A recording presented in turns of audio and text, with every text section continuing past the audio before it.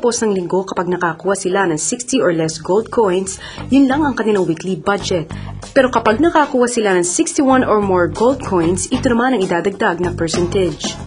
Tribo natin to. Housemates, ang activity na ito ay bahagi ng inyong weekly task at katumbas ng 20 gold coins kung saan kayo ay mabubuhay na tulad ng mga sinaunang tao. Magiging sinaunang tao o caveman ang mga housemates at sa activity area, mangunguha at magluluto sila ng kanilang pagkain. Kabilang dito ang kamote at mais.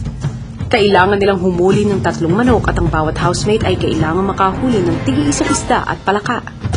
Sa simula ng hamon, ang mga housemates ay may 20 gold coins.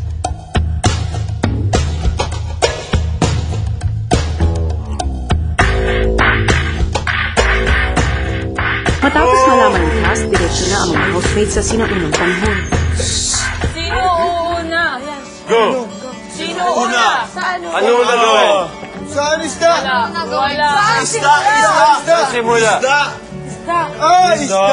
Ganja! Dahan! Ganso! 20 gold coins Patay ngayon. isda? Hindi. Meron doon manok, Nen. Gansa! Manok, Nen. Yun manok! Ako manok! Patay!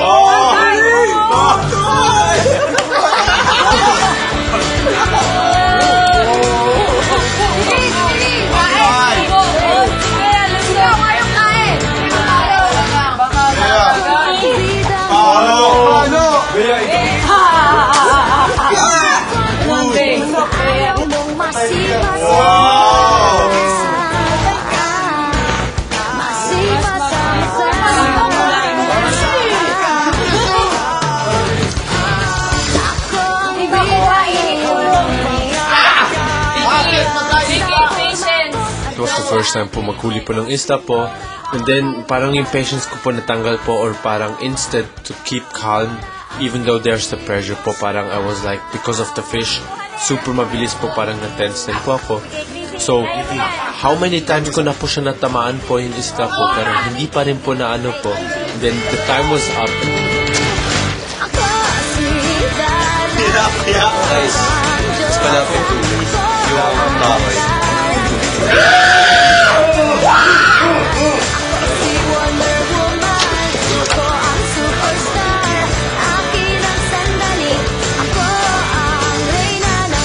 Time is up, Saisi. Okay lang, sir. Housemates, nabawasan na kayo ng 3 gold coins.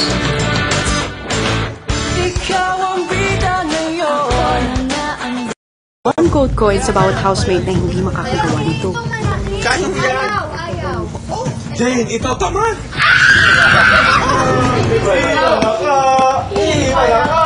Hey!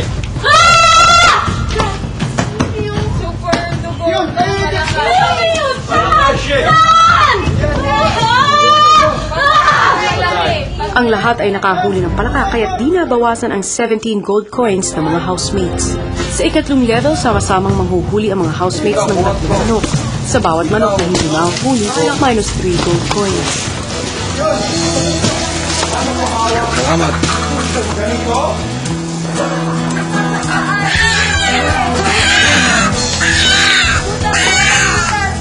Anong pinay?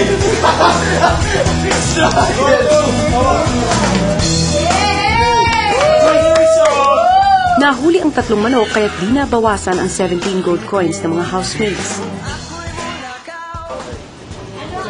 Housemates, ari na kayo magsimula magluto. Habang nagpapabaga ng apoy ang ilang housemates, ang iba na may naglilinis na ng kanilang nahuli.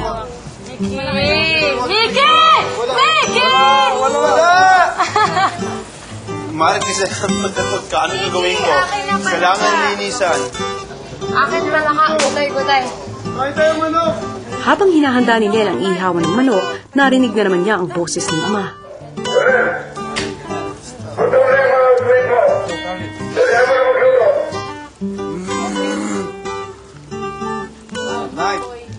Okay lang, Nel. Lahat gawa mo na, Nel. Tatay mo. Proud sa'yo. Sana. Hindi sana. Sure na sure. Salamat. Busog na ba kayo? Opo! May brother banyo. Opo. maaari na kayo magbalik sa sibilisasyon. Salamat po. Wow! Meron tayong ano dito. Ano? Swimming pool. Grabe!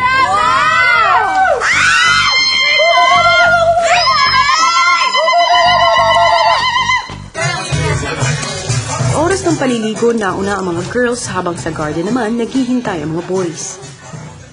Pero buti marunong, may mga marunong sa ganyan-ganyan. Gusto. Oo, ito nga. Galing mo ang huli Isa yung kami. isla lang. Kami Kamusta na yun? kung di namin papuluin. Ako kaya ako nahuli ko na yun ng Pasko eh. Kamusta naman? Basta naligo ka na. Sasabihin, ba't? Sinasabi mo Hindi kami maligo. Yung mga babae pa po.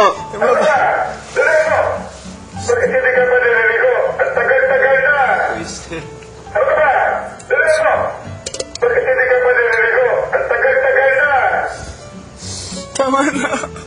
May naligo pa po! Wala yan. Hindi, nagtitense lang. Natatense ka talaga, no? Pag naririnig ko yung boss, Oo.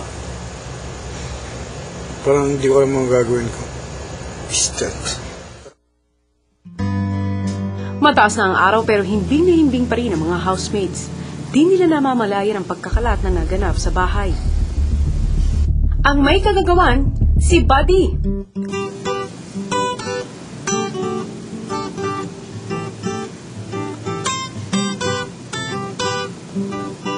Ano, Buddy? Magko-confess ka sa ginawa mong kalokohan? Ilang saglit pa'y ginising na ang mga housemates.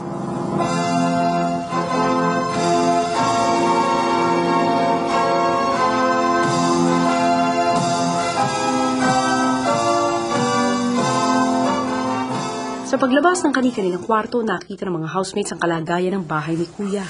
Oh no, ang dami oh. Shoot, paano nakapasok si Buddy? Paano siya nakapasok ko? Lahat banana. May mga ano yung saging. Ano ng bangga. Saway talaga. Tingin ko, nakapasok si Buddy kanina. Nakapasok? May nagpalabas ba kanina? Or may nagpalabas ba? Ay, pinalabas mo? Oh. Ba't dito lahat dumi oh? Banana, mga ano. Matapos iligpit ang kinalat ni Buddy, saka palang napag-usapan ang graduation music na pinanggising sa mga housemates. Baka hanapin natin yung graduation pictures mo. No. Kamusta naman yun? Eh, wala nga ako doon. Kamusta naman? Wala ako. So, mga klase ko na